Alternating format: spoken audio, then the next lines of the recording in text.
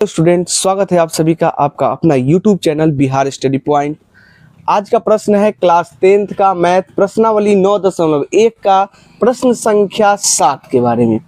चलिए इस क्वेश्चन को अच्छी तरह से समझते हैं और सॉल्यूशन करते हैं।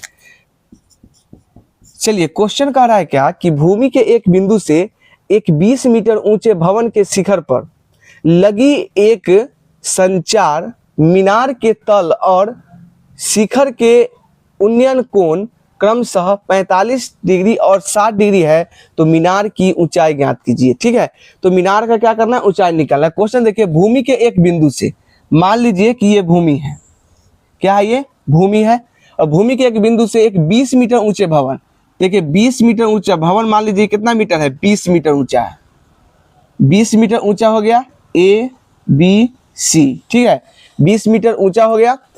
शिखर पर, अब यहाँ से देखिए, यहाँ से शिखर पर लगी एक संचार मीनार के तल और शिखर, अब एक ऊपर क्या है, एक मीनार लग गया। क्या लगा हुआ है यहाँ पर, मीनार लगा हुआ है। ठीक है, अब मीनार जो यहाँ से ऊपर जब मीनार लगा हुआ है, तो कह रहा है क्या कि संचार मीनार के तल और शिखर के तल, तो संचार मीनार जो ई है, तो ये मीनार के नीचे ई तल हुआ। ठीक है, तो ई तल है, तो ई तल के साथ जो एंगल बनता है, कितना डिग्री बन रहा है, तल के साथ 45 डिग्री है। कितना डिग्री के, 45 डिग्री के।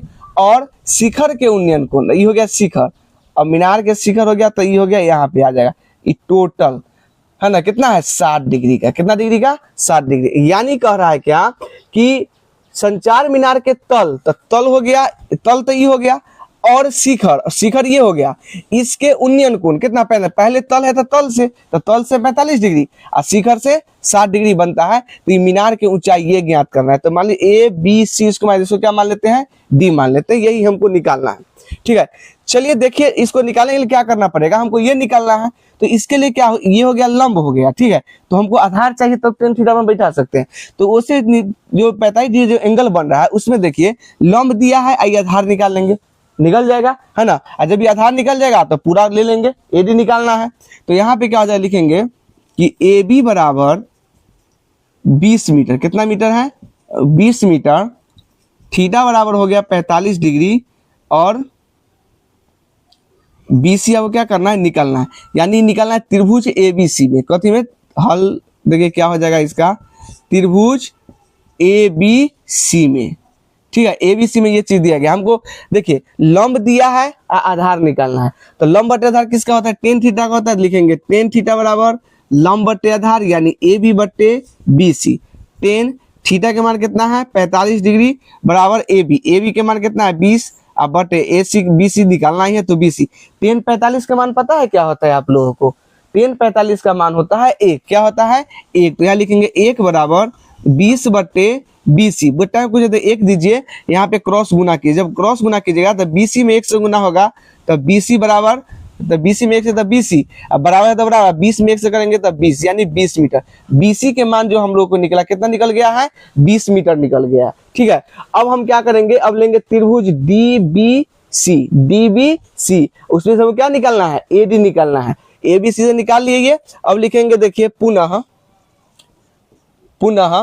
त्रिभुज DBC से लेंगे। ठीक है, ये जो है आपका समकोण है, इतना बात याद रखिएगा। तो देखिए DBC में देख लीजिए, BC के मान निकल गया है, कितना निकल गया है, 20 मीटर। अब है यहाँ पर कथी, BD, लिखेंगे BD बराबर क्या हो जाएगा, AB प्लस AD, लिखेंगे AB प्लस AD। तो देखिए AB के मान कितना देल है, 20 मीटर, तो यहाँ 20 हो जाएगा, प्लस AD हो जाएगा, कोई दिक्कत इसमें नहीं ना। और थीटा जो दिया गया है ये पूरा त्रिभुज के लिए कितना, 60 डिग्री है, तो थीटा बराबर हो गया आपका 60 डिग्री।